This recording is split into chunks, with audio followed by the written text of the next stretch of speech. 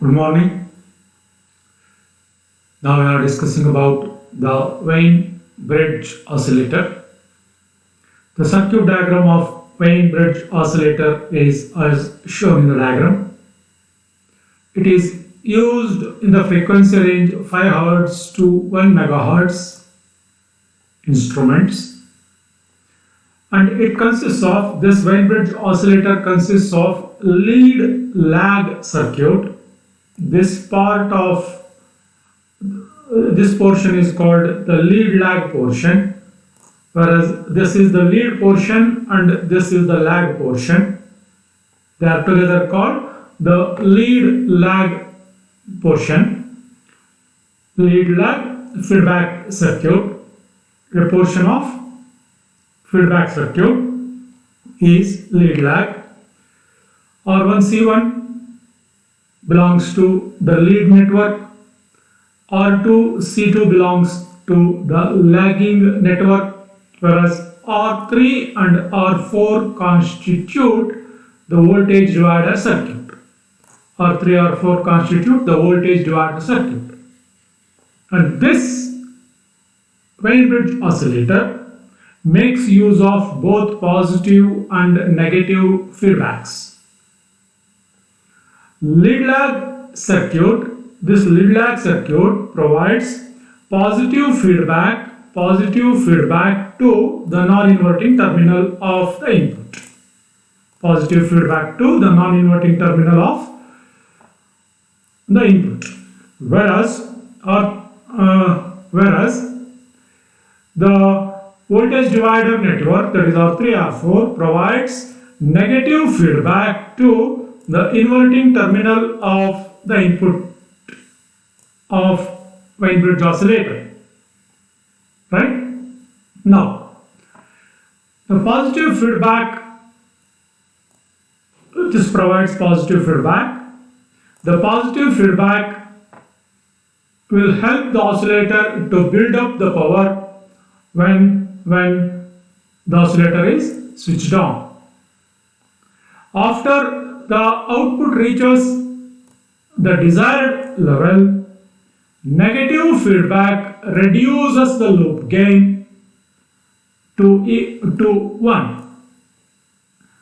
After reaching the desired level of output, the negative feedback, this negative feedback reduces the loop gain to 1.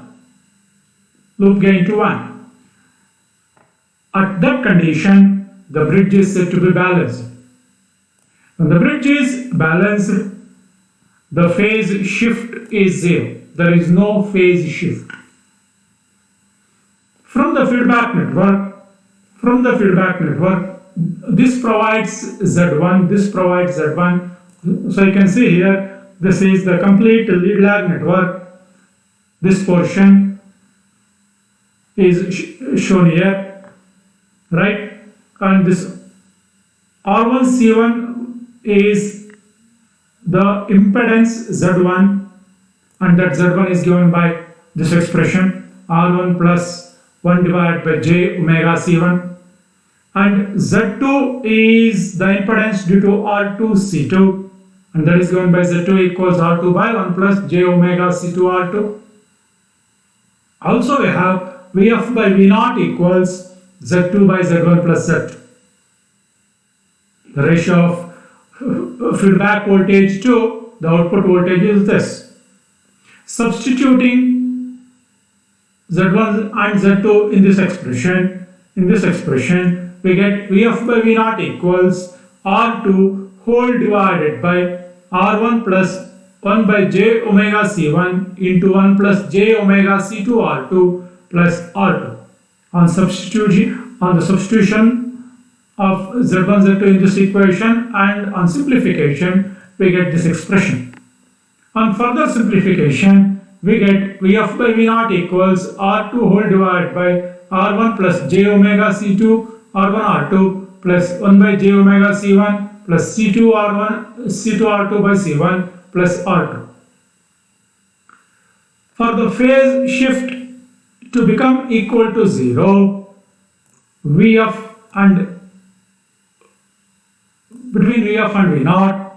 For the phase shift to become equal to 0 between Vf and V0, the condition is that the j terms in the denominator should become equal to 0.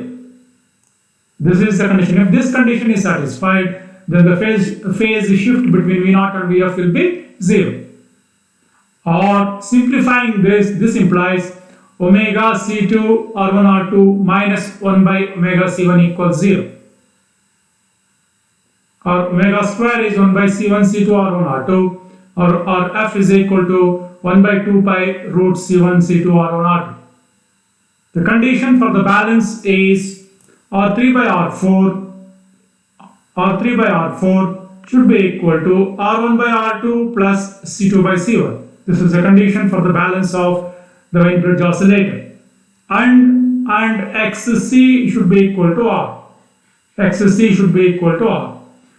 If R1 equals R2 equals R, C1 equals C2 equals C, then R3 by R4 will become equal to 2 and XC will become equal to 1 by omega C, that is equal to R.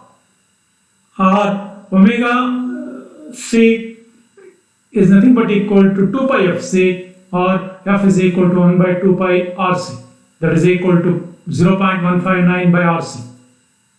The voltage gain with feedback is AVF is equal to 1 plus R3 by R4, that is equal to 1 plus 2, because R3 by R4 is 2, that is equal to 3. Lead lag circuit has beta equals 1 by 3.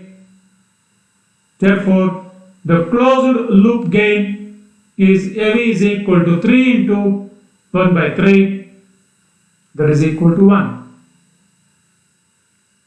The advantages of this Weinberg oscillator is it gives extremely pure sine wave output. The output will be purely in the form of sine wave.